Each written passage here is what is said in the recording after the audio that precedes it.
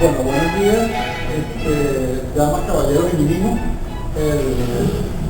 Sí, habrán notado que hay una gata austríaca en el salón. Ella está absolutamente, la verdad que en algún momento ella está absolutamente decidida que no la van a expulsar del auditorio.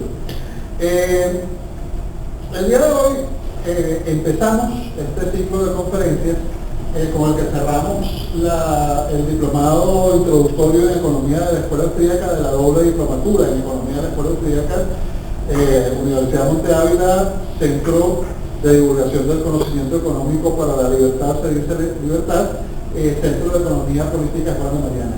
Es curioso que hayamos logrado establecer como una primera alianza académica en el Centro de Economía Política Juan de Mariana, una alianza con el Servicio de Libertad y con la Universidad Monte Ávila para desarrollar esta doble diplomatura.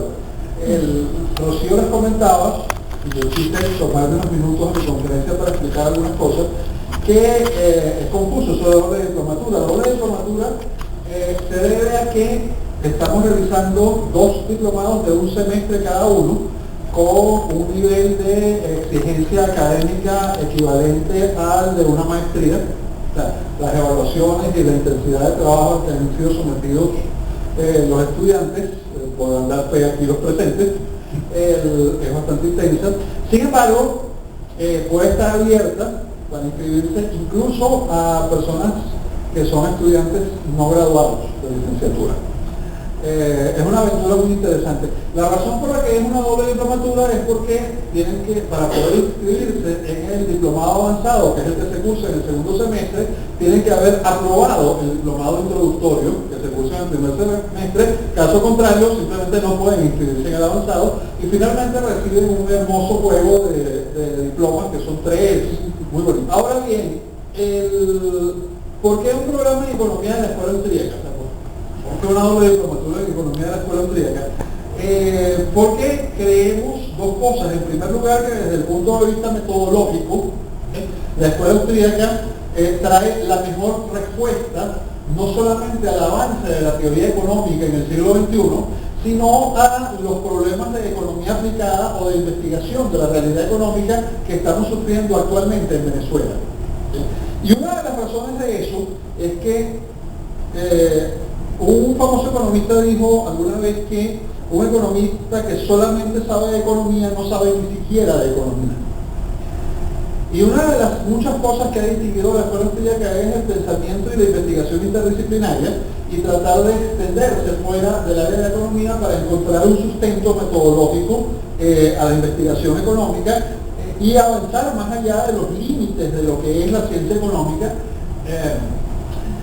En ese sentido, yo quise presentarles hoy una investigación mía que se sale completamente del ámbito de la economía, que es una investigación acerca de la legitimación de la envidia como axioma moral del socialismo. Y antes de presentársela, quise explicarles por qué un economista termina escribiendo un trabajo como este, y sobre todo porque se interesa en escribir algo como esto.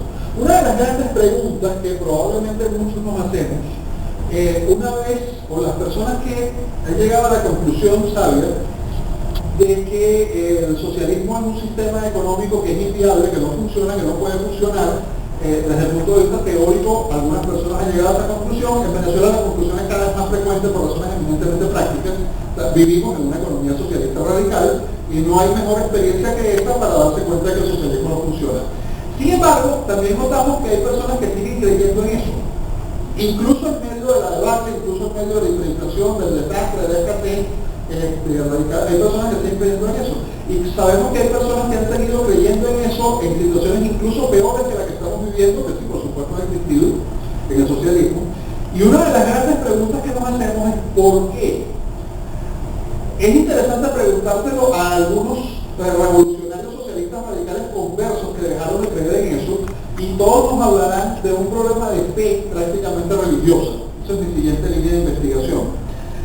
Sin embargo, a mí me pareció que lo que Friedrich Hayek llama el socialismo en sentido amplio, que es un conjunto de creencias acerca de que se podría reconstruir racionalmente la sociedad pese a que la sociedad es un orden espontáneo demasiado complejo para poder ser sometido a ese tipo de ordenamiento, es la clave intelectual de todo este problema. Y la pregunta que yo me hacía es, bueno, ¿y por qué las personas insisten en creer en eso contra toda evidencia factual y contra todo análisis lógico? Y analizando eso, comencé a darme cuenta de algo en el prólogo de este trabajo. Ustedes me escuchan bien, ¿verdad? Bien. En el prólogo de este trabajo, mi buen amigo, filósofo argentino, Gabriel Zanotti, dice que, o empiezo, intenta citar, él hace un prólogo y cita el libro. Dice, los liberales no hemos profundizado lo suficiente en las razones psicológicas de los movimientos de masas que son la base de todo socialismo. Y en este sentido, la investigación de Guillermo Rodríguez es interesante. El punto fundamental de todo esto es preguntarnos algo. ¿Por qué las personas siguen creyendo en el socialismo? ¿Por qué las personas siguen creyendo en el socialismo? Cuando uno lo va investigando, podría decir, bueno, porque tienen un sentimiento de igualdad. Y sí, por ahí van los tiros. La clave de todo esto es que el ser humano vivió durante cientos de miles de años en sociedades que no eran sociedades civilizadas, que no eran sociedades a gran escala, eran sociedades tribales. La palabra tribal tiene muchos sentidos para quienes hayan estudiado un poquito de antropología, pero uno de los sentidos clave del tribal es lo que los antropólogos llaman sociedades pandas. Es un pequeño grupo de seres humanos, no muy superior en número a un grupo de chimpancés, que vive en condiciones elementales. Bueno, nuestra especie vivió en esas condiciones durante mucho más de 100.000 años. Podríamos comenzar a discutir cuándo el Homo sapiens comienza a ser Homo sapiens desde el punto de vista estrictamente biológico. Si no entramos en esa discusión y si aceptamos el problema de nuestros antepasados en especies anteriores, pues entonces nuestra especie vivió en esas condiciones durante millones de años. Y solamente en un rango aproximado de los últimos 10.000 años, yo soy de los que cree que en realidad este rango es corto, debe estar aproximadamente en un rango de unos 15.000 años, pero vaya, 10.000, 15.000 contra 200.000 años no es gran cosa. El punto es que solamente en este último momento de la historia de nuestra especie, cuando no hay ningún cambio biológico que lo justifique, cambia totalmente la conducta de la especie, y una especie que ha evolucionado para vivir en pequeños grupos comienza a vivir en enormes sociedades a gran escala, que llegan a tener la escala numérica y las condiciones que solamente existen en las grandes colonias de insectos. Y obviamente nosotros no somos insectos y no pensamos como hormigas. Entonces, ¿cómo es posible que una especie como la nuestra haya logrado dar ese salto evolutivo?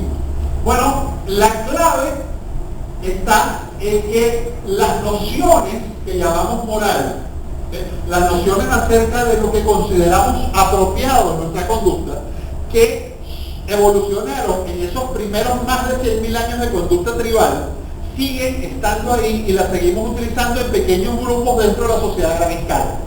Sin embargo, evoluciona nuestra especie hacia una sociedad a gran escala porque hemos, en un sentido más amplio, superado esta moral tribal y hemos desarrollado una moral civilizada.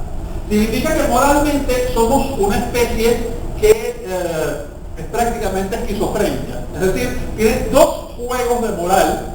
Decía un gran humorista norteamericano, cuyo sobrenombre como humorista era Groucho Marx, yo tengo mis principios y si no le gustan tengo otros. El punto importante de la moral es que funciona exactamente así. Tenemos un juego de normas morales y para otras circunstancias tenemos otro.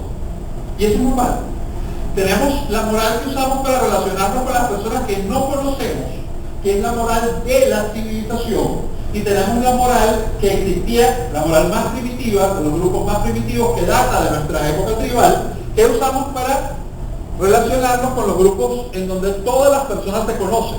Es la moral de la familia, es la moral de un grupo pequeño, es la moral de un equipo de fútbol, es la moral de un grupo cerrado en donde todos comparten los fines y tienen un jefe que establece los medios. Bien, esa no es la moral de la civilización. ¿Cómo puede coexistir dentro del mismo individuo dos juegos completos de normas morales. Bueno, el proceso evolutivo lo explica fácilmente, pero ¿qué problemas genera la coexistencia de estas dos normas morales? Investigando el trabajo de dos grandes genios, también alguien dijo una vez que nos miramos más lejos porque nos paramos sobre los hombros de gigantes. Somos enanos que ven muy lejos porque se paran sobre los hombros de gigantes. Y sí, ese es el caso. Parándome sobre los hombros de dos grandes genios que son Friedrich Hayek y Helmut Schmidt, un economista, premio Nobel de Economía, y uno de los más grandes sociólogos del siglo pasado, podemos descubrir este hecho simple. En la sociedad tribal inicial se desarrolla un conjunto de nociones morales que todas tienen un anclaje instintivo, atávico, primario, en un sentimiento que denominamos envidia. Es el sentimiento que exige la igualdad en todas las circunstancias. La envidia normalmente es maligna, es un vicio, es un pecado, pero tiene una función evolutiva. Hay circunstancias muy raras en que la envidia se justifica. La envidia puede excitarse ante una desigualdad totalmente justificada, valga, justa, pero también puede excitarse la misma envidia ante una desigualdad que sí sea injusta. El asunto es que más allá de la justicia y de la desigualdad, el hombre primitivo, el hombre que vivía en esos pequeños grupos, necesitaba mantener la comunidad de fines. Y para mantener la comunidad de fines necesitaba restringir toda diferencia, y para restringir toda diferencia evoluciona ese poderoso sentimiento atávico de envidia que constantemente nos hace odiar y querer destruir a todo lo que se destaca o se hace diferente al resto.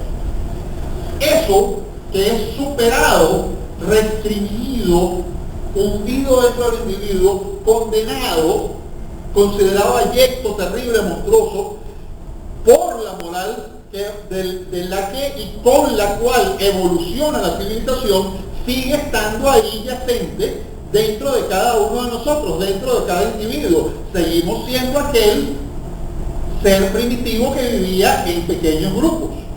Solamente que ese ser primitivo que está dentro de cada uno de nosotros existe en una civilización a gran escala. Así las cosas, la diferencia entre estas dos cosas, tarde o temprano, tiene que producir disonancias y tiene que producir problemas.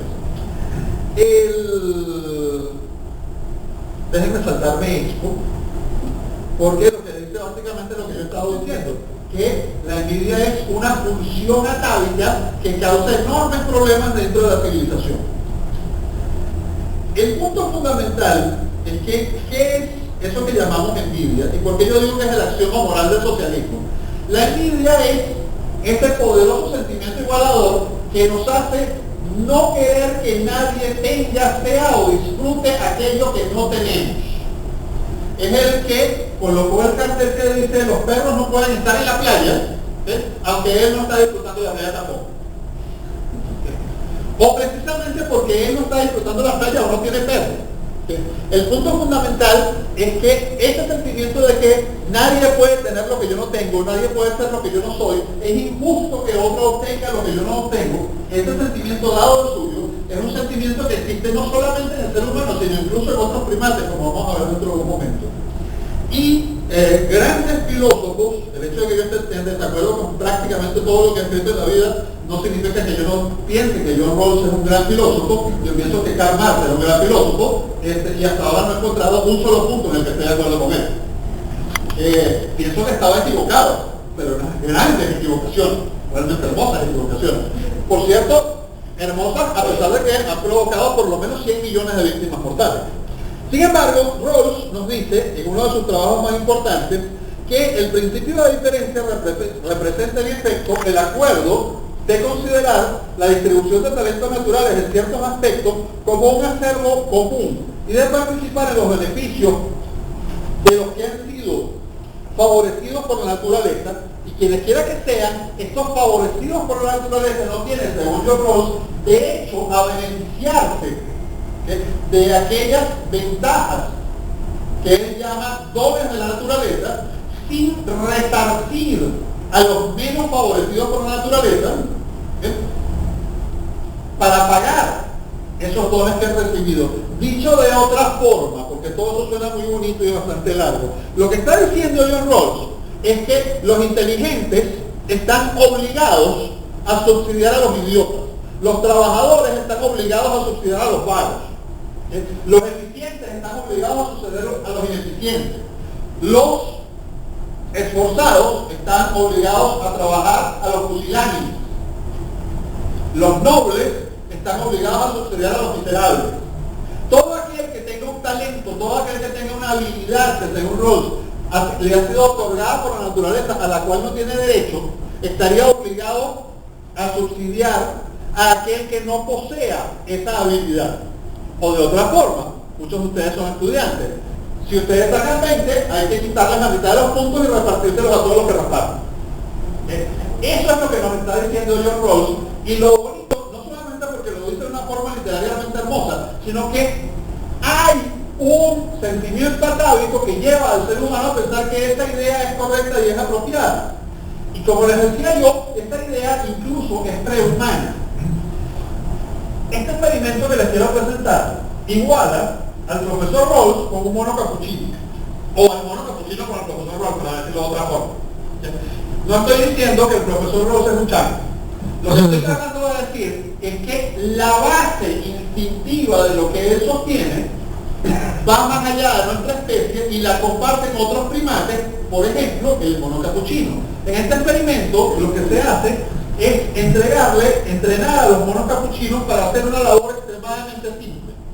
Lo único que tienen que hacer es recoger una roca, una piedrita que les entrega el experimentador, y devolvérsela después de dar la vuelta. Y a cambio de eso reciben un premio.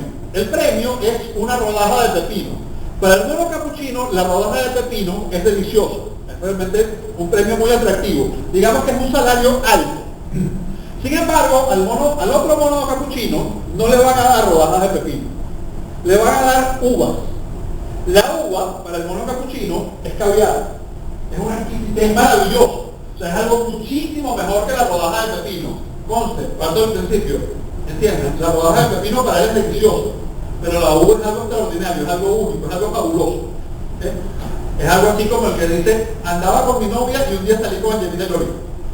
Bien. El punto importante, sí, vamos a hacer la diferencia. Entonces, básicamente, la diferencia entre el novio y el así. Bien, así las cosas, el punto que quiero dejar constante de que ambos son esposos, no Angelina y Brad. En todo caso, el punto fundamental aquí es que ¿qué ocurre cuando el mono que estaba muy feliz de que le pagaran con rodajas de pepino observa que al otro chango también no le pagan con rodajas de pepino, sino que le entregan uvas? Creo que tienes que escuchar el...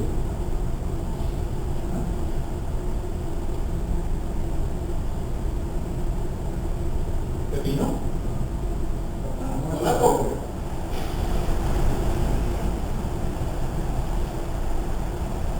Bien, pepino, uva.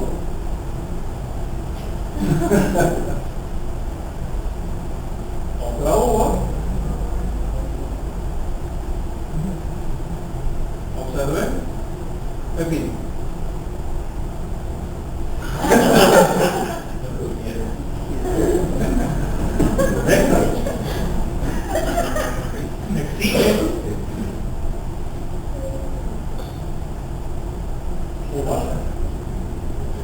Roca, prueba la roca contra la pared, devuelve la roca, pepino.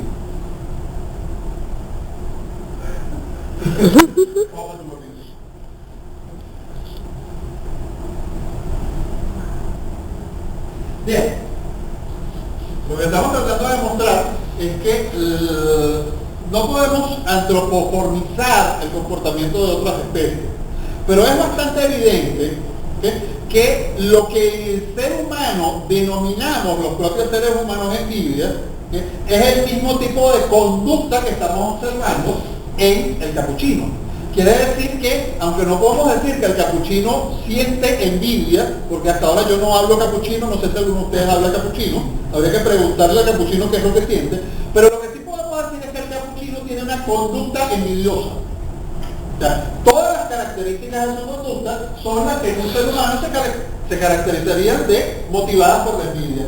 Es decir, es un sentimiento igualador que es prehumano y compartimos incluso con otras especies de primates.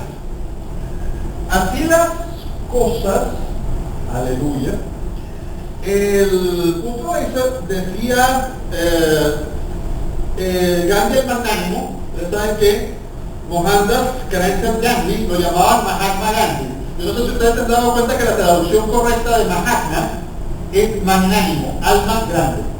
Entonces Gandhi el magnánimo decía que no se nos otorgará la libertad externa más que en la medida exacta en que hayamos sabido en un momento determinado desarrollar nuestra libertad interna. Lo que ocurrió con la evolución de la civilización, lo que ocurrió cuando el ser humano se hizo capaz de superar la limitación de la envidia, y de salir de los fines comunes de los pequeños grupos, fue que se liberó de las cadenas internas que tenía en la forma primitiva de existir como ser humano y se convirtió en individuo. La individualidad es la conquista que permite hacer avanzar la civilización. Ahora bien, yo lo que trato de hacer aquí es bien para despertar amistosamente la reflexión introspectiva, pretendo presentarles la combinación de la investigación de Hayek y Schweck, pero antes quiero decirles que los intelectuales socialistas no son para nada ingenuos y saben perfectamente de lo que se trata.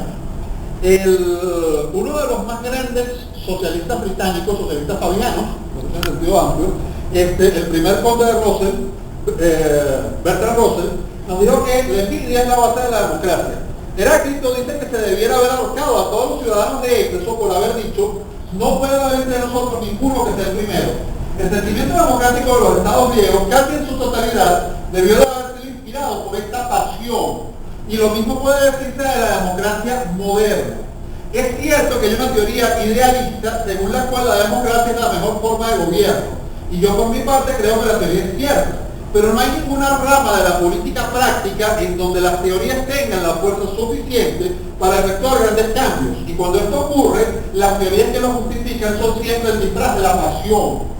Y la pasión que ha reforzado las teorías democráticas es indiscutiblemente la pasión de la envidia. Bueno, el problema es que si Arthur, cuando habla de democracia, está hablando de lo que llamaríamos socialdemocracia, es decir, de socialismo en sentido amplio. Lo que nos está diciendo Sir Arthur es que efectivamente la pasión en la que se fundamenta el socialismo es la pasión de la envidia. Hayek nos aclara que la evolución espontánea de la moral nos dejó frente a dos códigos morales potencialmente contradictorios que han de coexistir en la civilización. Nos dice que nuestros instintos morales, nuestros sentimientos espontáneos, han evolucionado durante probablemente cerca de 1 millón de años, que la raza humana se dedicó a la caza menor y a la recolección en grupo. La gente que solo se conocía cara a cara, sino que también actuaba en un conjunto de objetivos claros y comunes, fue durante un largo tiempo que precedió al desarrollo de lo que llamamos civilización, que el hombre adquirió lo que podríamos llamar sus respuestas genéticas. La evolución de la tradición moral que nos permitió construir un orden amplio de colaboración internacional exigió la represión gradual de estos instintos básicos de altruismo y solidaridad. Ahora bien, Hayek habla en su obra de los instintos básicos de altruismo y solidaridad. El problema que yo encontraba con esto es que el altruismo y la solidaridad pueden explicar un instinto igualitario, pero no pueden explicar que ese instinto igualitario se sostenga, que ese sentimiento igualitarista forzado se sostenga contra toda evidencia en medio de la desgracia. No pueden explicar que alguien esté dispuesto a sacrificar, matar, asesinar, destruir sociedades enteras y vidas en nombre de ese principio de igualdad. El altruismo y la solidaridad, si se tropezasen con esos resultados, por su propia naturaleza retrocederían aterrados. Tiene que haber otra cosa. Y el gran, claro, también aclara Hayek, y es importante decirlo, que si pretendiéramos aplicar las rígidas pautas de conducta propias del microcosmos, es decir, de esos pequeños grupos en los cuales subsiste nuestra forma primitiva de hacer las cosas, nuestra forma altruista, solidaria, envidiosa también de hacer las cosas, que caracteriza a la pequeña banda, a la sociedad banda, a la mesnada, a la jauría, sobre la sociedad de gran escala, destruiríamos a la sociedad de gran escala. Pero si pretendiésemos aplicar a los grupos básicos en los que existe nuestra sociedad, a la familia, a los pequeños grupos que siguen existiendo y que son necesarios y que son la clave también de la civilización, las normas morales diseñadas, bueno, no diseñadas, evolucionadas para operar a gran escala con extraños, destruiríamos la cohesión de los grupos pequeños. Dicho de otra forma, sí, dentro de la sociedad en el cual tenemos una moral impersonal que opera en función de la justa distribución, también tenemos grupos que operan por altruismo y solidaridad absoluta. La familia es el mejor ejemplo de ello. Y ambos tienen que coexistir y el hombre tiene que tener la capacidad de aplicar ambos conjuntos de normas morales a cada conjunto de circunstancias específicas. El problema es que no es fácil. El problema es que el conjunto moral que traemos desde hace más de 1 millón de años intenta imponerse sobre el que nos permite existir en sociedad a gran escala desde hace alrededor de 10.000 años. Este es el verdadero problema. Ahora, Zweig nos dice que su intención cuando escribe un libro extraordinario que yo le recomiendo a todo el mundo, que se llama La envidia y la sociedad, es que explicar a modo de teoría cómo se ha llegado a una serie de normas determinadas de comportamiento que actúan en todo grupo y en toda sociedad sin la que no es posible la convivencia social, pero que estas normas de conducta son contrarias a nuestros instintos primitivos más hondamente sentidos. Y también entender que esos instintos primitivos más hondamente sentidos son los que se califican como sentimiento de envidia, instinto envidioso, atavismo envidioso, y sobre todo, envidia, digámoslo así nada más. ¿Cómo describe Zweig la envidia? Nos dice que el gozo por la pena de recién venido que todavía debe cumplirse en el grupo, la alegría por las sanciones que se le aplican a cualquier miembro no conformista en un grupo, es lo que convierte automáticamente a cada miembro en un perro vigilante. La sociología del poder y del dominio debería tener en cuenta el factor de envidia cuando se observa que algunos de los que se someten al poder desean que otros que todavía han logrado sustraerse a su influjo se sometan también para ser todos igualados. Ustedes no han oído decir que parece que hay gente que quiere igualarnos a todos hacia abajo. Bien, de eso se trata. Esta es la base fundamental del sentimiento envidioso, es igualar hacia abajo. Jamás va a ser igualar hacia arriba.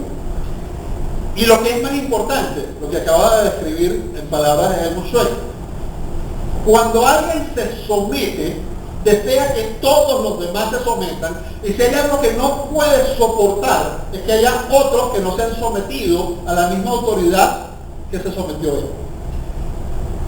No es diferente el grupo de fans de un artista famoso, bueno, uno de los cientos de miles de clubes de fans de cualquier gran artista famoso, que una pequeña tribu o el Partido Comunista de Venezuela en la motivación de su sentimiento envidioso.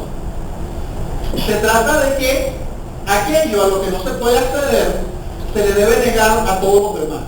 Ese sentimiento básico es lo más destructivo que puede existir en la sociedad, pero sin embargo, encauzado de otra forma, es lo que lleva a una madre a decirle a sus hijos: yo los quiero a todos por igual.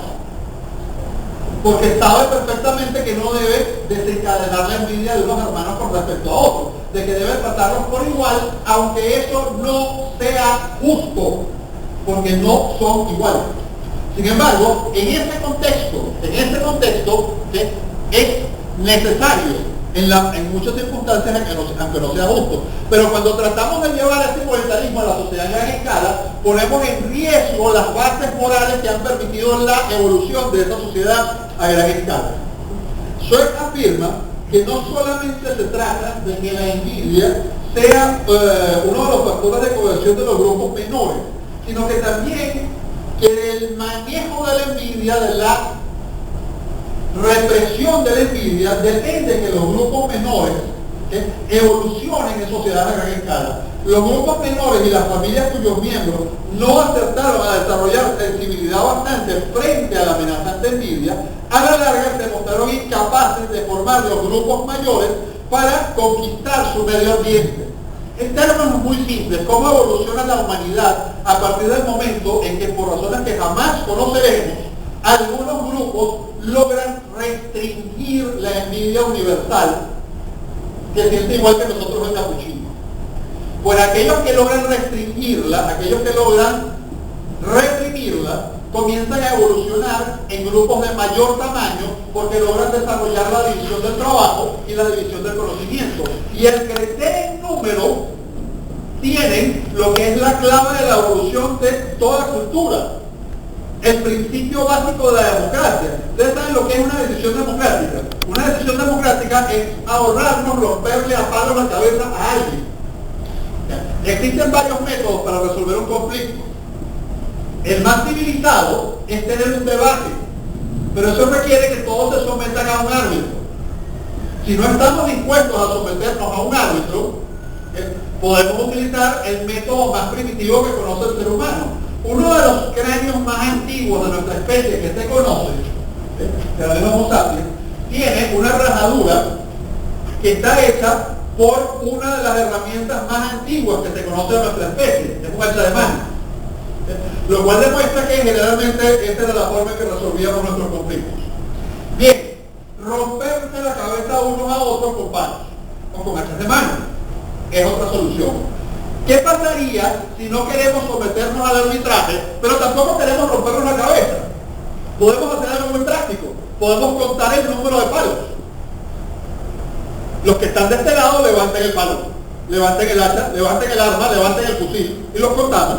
Los que están de este lado levanten el fusil y los contamos. ¿Quién va a ganar? El que tenga mayor número de hachas. Eso es la democracia. Esencialmente eso es la democracia, un gran descubrimiento griego, por cierto. El punto clave de todo esto es que no podemos entender la evolución del ser humano sino a partir de aquello que nos permite existir en grupos mayores. Los grupos mayores, por el simple hecho de hacerse mayores, van a desplazar, conquistar o convencer al resto. El resto, cuando vea que prosperan más que ellos, va a adaptar sus costumbres y las va a copiar. Si no las adopta y las copia voluntariamente, va a ser desplazado territorial y militarmente por los grupos de mayor número. Así funciona la humanidad y sigue funcionando así. ¿Algunos de ustedes tienen algo escrito en la ropa? ¿No? ¿Cómo allá? Sí, ¿verdad? ¿En qué idioma está? En inglés. ¿Y por qué no estará en español? Pues no está en español porque no estamos en el siglo XVII. Si estuviésemos en el siglo XVII y fuera costumbre ponerle cosas escritas a la ropa, estaría escrito en español, porque el imperio más poderoso que existía en el mundo en el siglo XVII era el imperio de Carlos V. Pero en otra época hubiera estado en Occidente en latín y en Oriente en mandarín. Es decir, es normal que tendamos a copiar a los que tienen éxito. Es perfectamente normal. Esencialmente, ¿qué es lo que estoy tratando de decirlo? Que el ser humano evoluciona cuando logra superar el instinto envidioso. Imagínense que vivimos en una sociedad en la cual estamos comenzando recién a descubrir la agricultura. Y en esta sociedad en la que estamos recién comenzando a descubrir la agricultura, todos sembramos algo, pero mi amiga Alejandra logra sacar una cosecha 5 veces mayor que la de todos los demás. ¿Qué decimos? Felicitaciones, Alejandra, explícanos cómo lo hiciste. No, eso no es lo que decimos los seres humanos. Los seres humanos lo que decimos es bruja, quémenla. Cada vez que alguien logra algo, hace algo, inventa algo, desarrolla algo mejor que los demás, todos tenemos un sentimiento doloroso, desagradable, que hay que encerrar, que hay que proscribir, de odio, de rabia, de envidia. Cuando ese sentimiento de envidia se sobrepone a la conducta que permite la evolución social, la sociedad no evoluciona. Pero cuando vivimos en una sociedad en la cual la gente se avergüenza de su envidia, entonces decimos, condenada, desgraciada, pero nos quedamos calladitos y comenzamos comenzamos a observar qué hace Alejandra. Y entonces todos comenzamos a usar los zapatos que usa Alejandra, la ropa que usa Alejandra, y de tanto imitarla, terminamos por imitar las cosas que hace que producen más trigo. Y así evolucionamos. Dicho sea de paso, así evolucionan los chimpancés. No traje los videos, pero también le podemos demostrar que así evolucionan los chimpancés. Esta clave es la que lleva al desarrollo de la civilización, y ciertamente esta afirmación de Schweck se puede conciliar con Hayek cuando dice que los esquemas de convivencia basados en instintos únicamente apropiados a las pequeñas agrupaciones que caracterizaron a los estadios primitivos de la humanidad son instintos genéticamente adquiridos, básicamente no son apropiados para la evolución de la humanidad en un estadio civilizado. Es evidente que el hombre primitivo considera como normal la igualdad a todo trance, y es evidente que para la mente primitiva no hay ninguna explicación posible de la diferencia como no sea la hechicería. Ahora bien, una vez que hemos superado la teoría de la hechicería, el instinto envidioso necesita otra justificación que no sea decir es bruja, quémenla. Y una serie de intelectuales, entre ellos Karl Marx, uno de los más destacados, desarrollan una serie de teorías filosóficas, económicas y casi religiosas para justificar el instinto envidioso con unas explicaciones abstrusas del proceso social que son esencialmente falsas, pero en las cuales la gente se empeña en creer por la misma razón que se empeñaban en creer, y algunos todavía se empeñan en creer, en la hechicería, porque les permite justificar, racionalizar y exponer como bueno y como válido su instinto envidioso.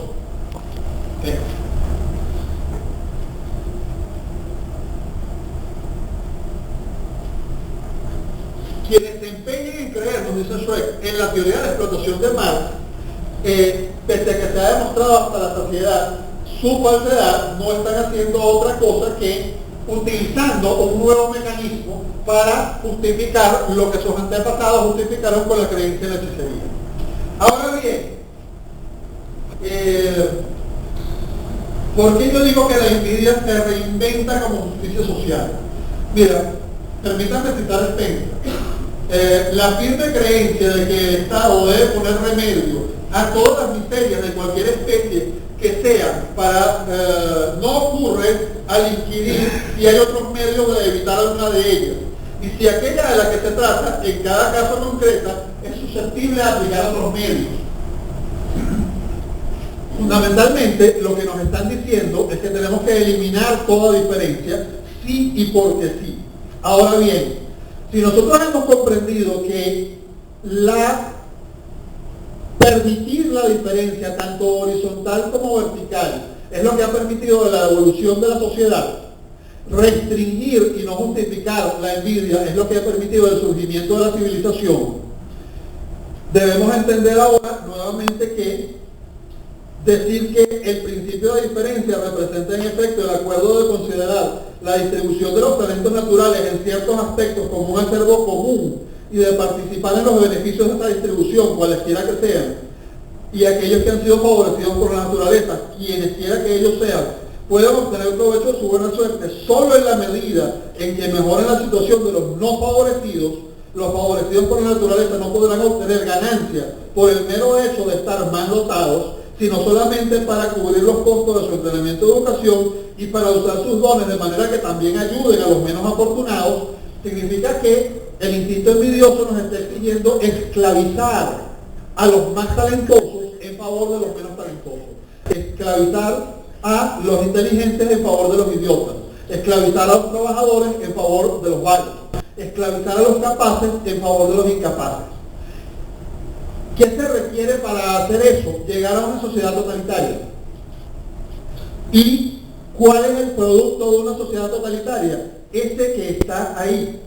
Ese es el único caso, que al menos yo conozco, en que la sociedad totalitaria, igualitarista socialista, se llevó hasta sus últimas consecuencias. Fue el caso de Camboya, cuando fue la República de Kampuchea Democrática, dirigida por el camarada Pol Pot, que en menos de un año exterminó al 33% de la población del país. Acabó totalmente con toda forma de propiedad individual, vació completamente las ciudades y colocó a todos los habitantes en un sistema de gigantescas cooperativas absolutamente igualitarias, en que todo era colectivo hasta la ropa. El grado al cual se puede llegar de destrucción no tiene que ser tan alto, pero indudablemente el asunto es, como nos dice Hayek, que una vez que se admita que el individuo es solamente un medio para servir a los fines de una entidad más alta, llamada sociedad o nación, síguense por necesidad la mayoría de aquellos rasgos de todos los regímenes totalitarios que nos espantan. Desde el punto de vista del colectivismo, la intolerancia, la brutal represión del disentimiento, el completo desprecio por la vida y la felicidad del individuo son consecuencias esenciales e inevitables de la premisa básica. El colectivista puede admitirlo y a la vez pretender que su sistema sea superior a uno en que los intereses, entre comillas, egoístas del individuo puedan obstruir la plena realización de los fines que la sociedad, una mera entelequia, persigue. Todo esto, todos estos principios ideológicos no son más que la primitiva, la moderna y muy compleja racionalización del más primitivo instinto primate de la envidia. Y el problema fundamental es que lleva a grados de destrucción monstruosos. Si ustedes ven estas dos fotos, se dan cuenta que son personas asesinadas que murieron de hambre, pero no pueden distinguir a simple vista a cuál de esos dos genocidios pertenecen. Uno es el genocidio que practicaron en sus campos de concentración los soviéticos, los socialistas internacionalistas revolucionarios soviéticos, y el otro es el genocidio que practicaron en sus campos de concentración los nacionalsocialistas alemanes. Les voy a decir algo, hay trampa, están invertidas. La que aparece del lado del Holocausto es la que corresponde a los soviéticos, y la que aparece del lado de los soviéticos es la que corresponde al Holocausto. Pero los libros que les estoy colocando son libros que fueron escritos para negar que esos genocidios ocurrieron. Son exactamente iguales, están basados en el mismo principio moral. Ambos están basados en una forma de racionalización de la envidia y puede llegar no solamente al empobrecimiento de la miseria, sino inclusive al genocidio. El punto clave de todo esto es que si no entendemos cuál es la base instintiva dentro de nuestra especie, para que lograr restringir, lograr proscribir, lograr atar, encadenar al salvaje que cada ser humano civilizado lleva por dentro, estaremos siempre amenazados por el regreso de la barbarie, como podemos comprobar simplemente viendo a nuestro alrededor. Muchísimas gracias.